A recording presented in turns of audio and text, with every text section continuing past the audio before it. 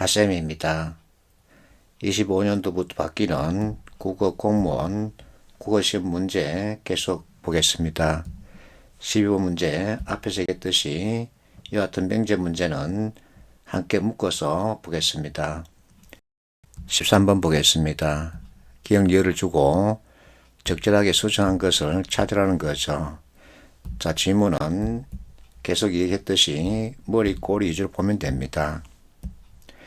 자, 그랬더니 두 번째 문단 그러나 때문이다. 사부고성에 해당되는 표현이 잡혔죠. 그러면 두 번째 문단 이 내용이 필자가 제시하고 있는 자신의 의견이란 겁니다. 그래서 이것 위주로 보면 되는 거죠.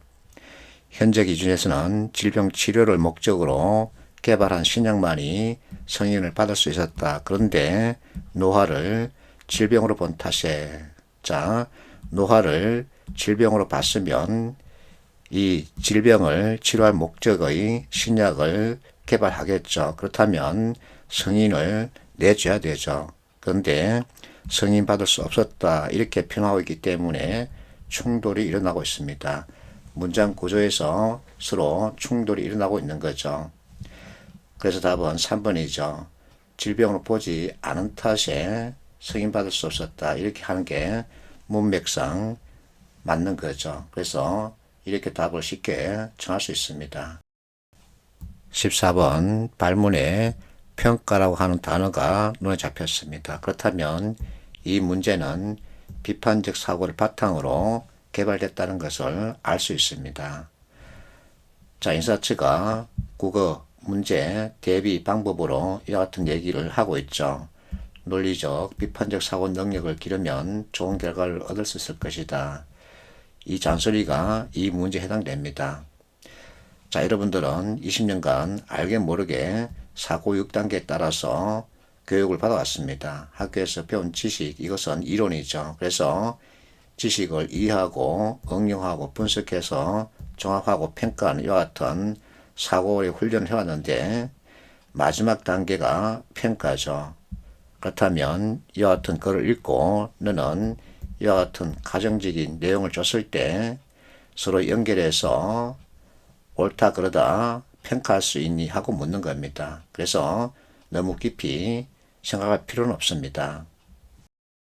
자, 지문을 이렇게 보는데 머리, 꼬리에 우리가 찾고자 하는 그러나 또는 하지만 왜냐하면 때문이다. 그러므로 따라서 이 표현이 눈에 잡히지 않습니다. 그런데 마치 머리에 7색깔 무지개 여기에 강조 표시가 되어 있고 밑에 이와 같은 인용문이 들어가 있습니다. 그래서 비록 사부고성에 해당되는 표현이 없더라도 이 두 개 가지고 전체 내용을 파악할 수 있는 거죠. 그래서 나는 학생들에게 강조 표시가 어떤 역할을 하는지 이것을 익히면 독해가 쉽다 이렇게 잔소리하고 인용문 역시 어떤 역할을 하는지 알아야 한다 이렇게 얘기하죠. 자, 강조 표시가 물에 있으면 필자는 나는 이거 위주로 얘기할 거야 라고 주제를 던지는 거죠. 그리고 인용문을 차용한다는 것은 결국은 자기 주장을 객관적으로 합리화시키는 겁니다. 그래서 인용문에 들어가 있는 이 내용이 필자의 주장이라는 거죠. 자, 어쨌든 발문에 평가라는 표현이 있고 보기 진술을 보면 강화, 약화, 야 같은 표현이 들어가 있습니다.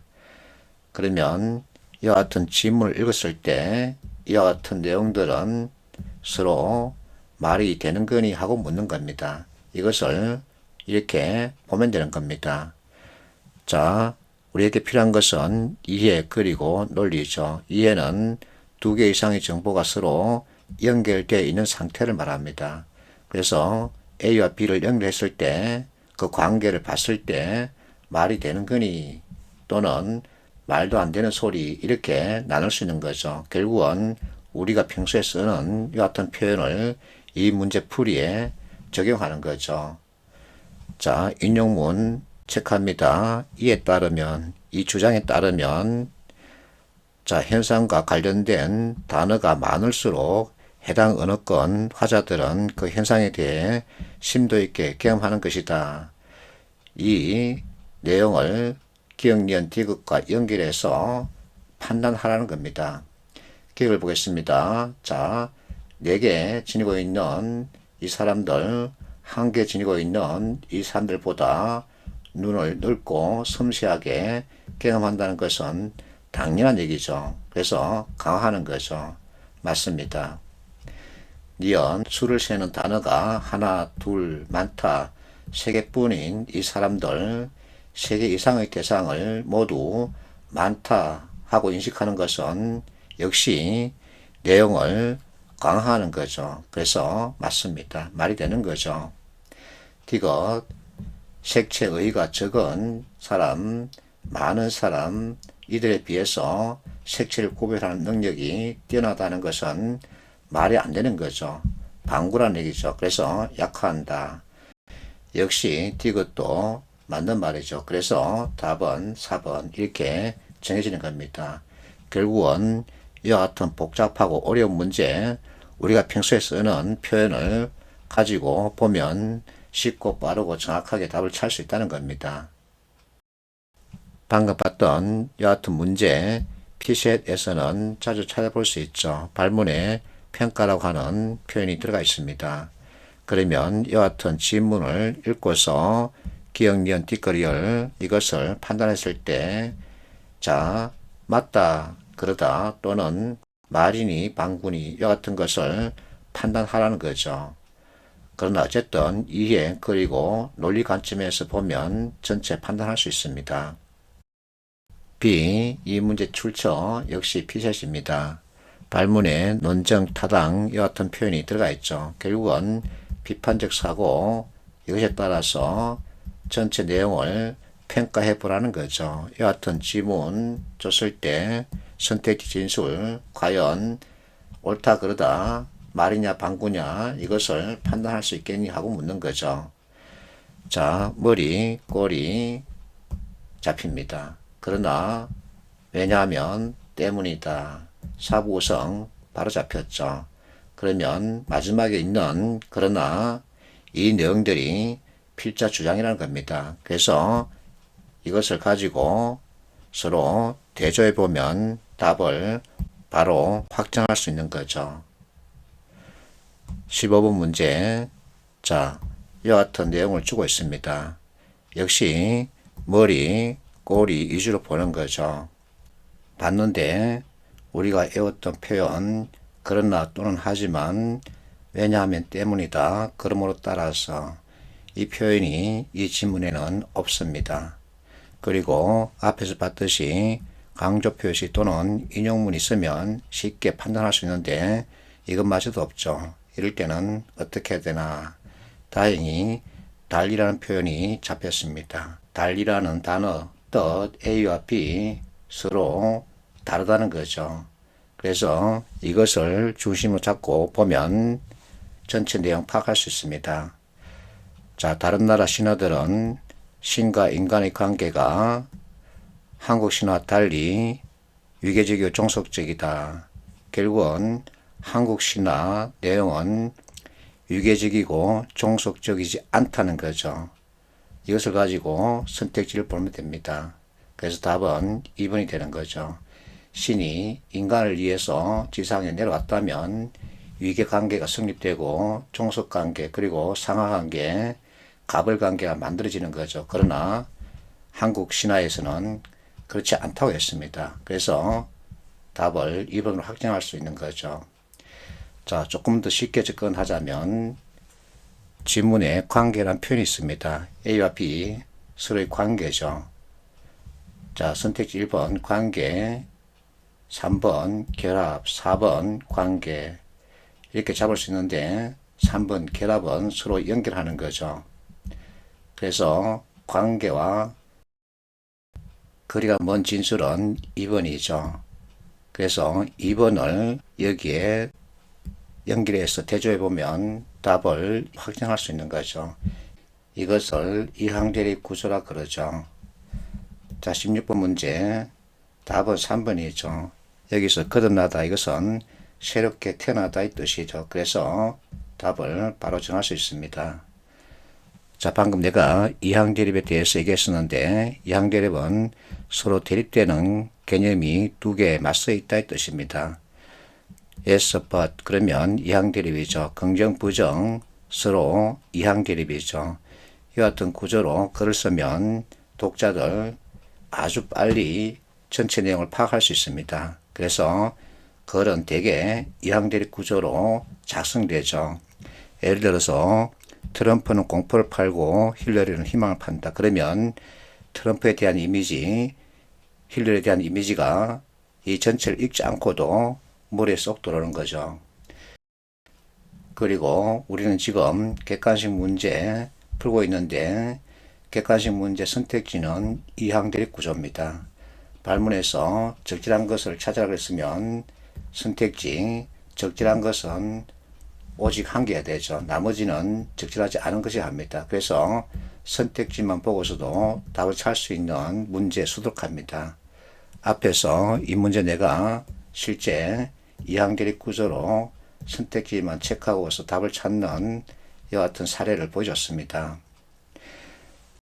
자, 지금 보고 있는 샘플 문제 선택지 진술 출처는 수능 문제입니다. 지문 없이 선택지만 가지고 답을 찾는 연습으로 여러분들에게 보여주는 거죠. 3번 색이 결정된다. 4번 색이 정해진다. 그러면 이것은 수동형이죠. 근데 5번은 스스로 빛을 만든답니다. 그러면 이것은 능동형이죠. 그래서 답을 5번으로 확정할 수 있는 거죠. 자, 이 문제 피셋입니다. 지문 과학 내용을 다루고 있습니다. 어렵습니다. 꼬리에 증거 없음, 없음의 증거, 이와 같은 개념 가지고 판단하라는 거죠. 이것을 언제 다 읽고 해석해서는 진위를 판단할 수 있나. 그래서 이럴 때는 이처럼 선택지, 진술, 특징 가지고 답을 찾으라 그러죠. 자, 1번, 2번, 4번, 5번 뭐죠? 없었다. 그러나 3번은 확인했다. 그죠? 그래서 답은 3번이 되는 거죠. 알리바이에 대한 얘기인데 이거 필요 없습니다.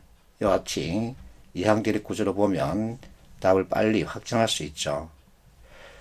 자, 한 달 전에 어떤 학생이 어느 출판사가 펴낸 책에 문제 가지고 나한테 이렇게 질문을 해왔습니다. 보니까 사부구성을 짚었는데 하나를 놓쳤습니다. 꼬리에 있지만이 있죠. 이것은 있다, 하지만 합성어죠. 그래서 이것 위주로 봐야 합니다. 있다, 하지만 여기에는 취소권에 대해서 얘기하고 싶어 하는 거죠. 그래서 이 어려운 내용 읽지 않고 답을 찾을 수 있습니다. 이 학생 그룹핑을 잘했습니다. 취소, 무효. 그러면 답은 5번이죠. 왜? 필자는 취소에 대해서 얘기하고 싶은데 5번은 무효에 대해서 언급하고 있죠. 글 전체 보더라도 무효에 대한 언급은 없습니다. 그래서 5번을 확정하는 거죠. 자, 최근에 채널 A 티처스라고 하는 프로그램이 생겼습니다. 이 프로그램을 소개하는 스타 앵커들이 수능 문제를 놓고 빨리 푸는 이와 같은 재미있는 게임을 진행했었는데, 자, 이분이 이 어려운 수능 문제 읽지 않고 답을 정했습니다. 어떻게 비교하고 대조했다. 그래서 내가 항상 얘기하죠. 어디 무엇을 어떻게 해야 되나. 그의 머리 꼬리 보고 대조하는 방식으로 접근해라. 그러면 답을 확정할 수 있다. 왜? 객관식 문제 풀이기 때문입니다. 17번 자, 이와 같은 화자들을 보이고 있습니다. 적절한 것은 무엇일까? 자, 어쨌든 머리 꼬리입니다. 어리 하는 말 윤리적 차원에서만 접근하지 말자. 그 얘기는 이들은 윤리적 차원에서 접근하고 있다는 얘기입니다. 그러니까 윤리적 차원이 아닌 문화적 차원에서도 고려하자. 그래서 답은 1번이죠. 다른 측면이죠. 자, 다시 얘기합니다. 머리, 꼬리, 대조입니다. 그래서 이와 같은 방식으로 접근하면 쉽게 답을 찾을 수 있는 거죠. 파이팅 하십시오.